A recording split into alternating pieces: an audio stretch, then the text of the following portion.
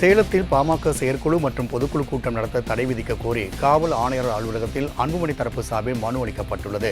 சேலத்தில் வரும் 29ஆம் தேதி பாமக பொதுக்குழு மற்றும் செயற்குழு கூட்டம் அக்கட்சியின் நிறுவனர் ராமதாஸ் தலைமையில் நடைபெறவுள்ளது. இந்நிலையில் இக்கூட்டத்திற்கு தடை விதிக்க கோரி அன்புமணி தரப்பினர் சேலம் மாநகர காவல் ஆணையர் அலுவலகத்தில் மனு அளித்தனர். அதில் பாமகவின் பெயரை தவறாக பயன்படுத்தி அனுமதி கேட்டால் அது சட்டவிரோதமானது எனவும் அதற்கு அனுமதி தரக்கூடாது எனவும் வலியுறுத்தப்பட்டுள்ளது. தொடர்ந்து வழக்கை நடத்தி கொள்ளலாம் என்று அங்கே அவளுடைய வழக்கு தள்ளுபடி செய்யப்பட்டிருக்கிறது. ஆகவே பாட்டாளி மக்கள் கட்சியினுடைய பொதுக்குழுவை கூட்ட வேண்டும் என்றால் கட்சியினுடைய பொதுச் செயலாளரும் தலைவர் அன்புமணி அவர்கள் தலைமையில்தான் பாட்டாளி மக்கள் கட்சி பொதுக்குழு என்பது சட்ட ரீதியாக 1989ஆம் ஆண்டு பாட்டாளி மக்கள் கட்சி துவங்கும் போது எடுக்கப்பட்ட கொள்கை அடிப்படையிலே பாட்டாளி மக்கள் கட்சியுடைய விதிகள் அடிப்படையிலே அதற்கு மட்டும்தான் அங்கீகாரம்.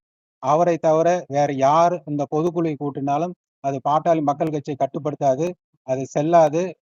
கட்சியினுடைய சட்டத்துக்கு புறம்பாக, விதிக்கு புறம்பாக இவர் நடத்துகின்ற பொதுக்குழு செல்லாது என்பதையும் அனுமதி கொடுக்கக்கூடாது என்றும் இந்த நேரத்தில் நாங்கள் சேலம் மாநகர ஆணையாளர் அவர்களிடம் மனுவை கொடுத்திருக்கின்றோம். அவங்க தரப்புல இப்ப ஜி.கே.மணி நிறுவன தலைவர் அனுமதி இல்லாம எந்த கூட்டத்தையும் கூட்டக்கூடாது கொள்கை விதி இருக்கு அப்படின்னு சொல்லிட்டு, அதாவது ஒரு சேலத்தை சேர்ந்த 2 சட்டமன்ற உறுப்பினர் இருக்கிறாங்க. சேலத்துல ஒரு சட்டமன்ற உறுப்பினர், தருமபுரியில் ஒரு சட்டமன்ற உறுப்பினர். இவர் 2 பேருமே சேலத்தை சேர்ந்தவங்க தான். இவர் 2 பேரும் மனநிலை பாதிக்கப்பட்டாங்க. 2 பேருக்குமே மனநிலை பாதிக்கப்பட்டிருக்கிறாங்க. ஆனால் அவங்க ஏதோ ஒன்று உளறிட்டே தான் இருப்பாங்க.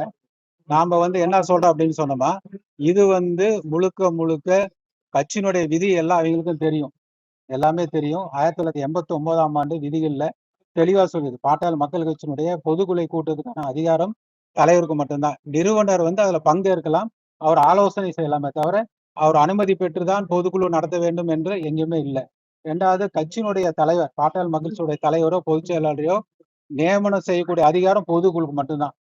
அதாவது அதே போல நீக்குவதற்கும் பொதுக்குழு தான் அதிகாரம் போதே தவிர தனிப்பட்ட நிறுவனருக்கோ யாருக்குமே அந்த அதிகாரம் இல்லை என்பது பாட்டாளி மக்களுடைய 89ஆம் ஆண்டு துவக்கப்பட்ட பொழுது கொடுக்கப்பட்ட விதிகள் படி நாங்கள் சொல்றோம்.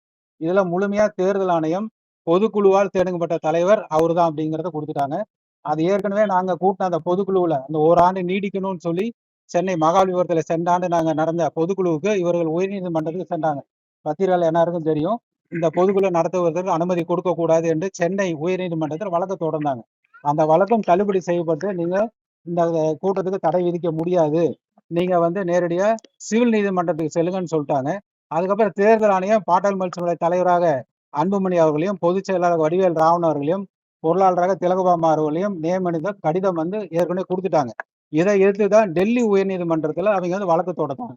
அதுல என்ன சொல்லிட்டாங்க, இது எங்களால தேர்தல் ஆணையத்துல எங்களை உத்தரவு எதுவும் போட முடியாது, நீங்க சிவில் நீதிமன்றத்துல நாடிக்கணும்னு சொல்லி டெல்லி உயர்நீதிமன்றம் சொல்லிடுச்சு. அதனால பாட்டாளி மக்களுடைய தலைவர் இன்றைய வரை தேர்தல் ஆணையத்தால அங்கீகரிக்கப்பட்ட தலைவர் அன்புமணி அவர்கள் மட்டும்தான். இவர்கள் கூட்டுகின்ற எந்த ஒரு கூட்டமோ இதோ செல்லாது. இந்த மனநிலை பாதிக்கப்பட்டவர்கள் சில பேர் அந்த மாதிரி உளறிட்டு இருக்கிறாங்க. அது பாட்டாளி மக்களை கட்டுப்படுத்தாது. இவர் எந்த போட்ட தீர்மானமோ எந்த இதுவுமே செல்லாது என்பதை நேரத்தில் உங்களுக்கு தெரிவித்துக் கொள்கிறேன். இந்த கூட்டத்தில் ஐயா கூட்டணியை அறிவிக்கிறேன்னு ஒரு அறிவிப்பு அவர் பாட்டாளி மக்களுக்கு சார்பா பண்ண முடியாது. அவர் பாட்டாளி மக்கள் சொன்னாலும் செல்லாது. அவர் வேற ஏதாவது இதுல சொல்லலாமே தவிர, தனிப்பட்ட முறையில் அவர் சொல்லலாமே தவிர பாட்டாளி மக்கள் கட்சி சார்பா கூட்டணி அவர் அறிவிக்க முடியாது. ஏ ஃபார்ம் பி ஃபார்ம் மாமலை சின்னமோ ஏதோ அவரால் எதுவும் பண்ண முடியாது. அவரு இன்னைக்கு பாட்டாளி மக்கள் நிறுவனர், அதுல எந்த மாற்றமும் இல்லை. தொடர்ந்து அவர் தான் எங்களுடைய நிறுவனர். அவர் நாங்க யாரும் இல்லைன்னு சொல்ல, பாட்டாளி நிறுவனர் அவர் தான். ஆனா தலைவர் அன்புமணி மட்டும்தான்.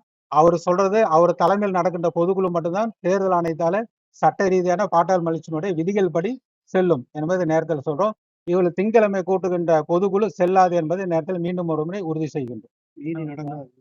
மீதி நடந்தா அது எப்பயும் போல ஒரு கூட்டமாக இருக்கும், பாட்டாளி மகிழ்ச்சி கூட்டமா இருக்காது.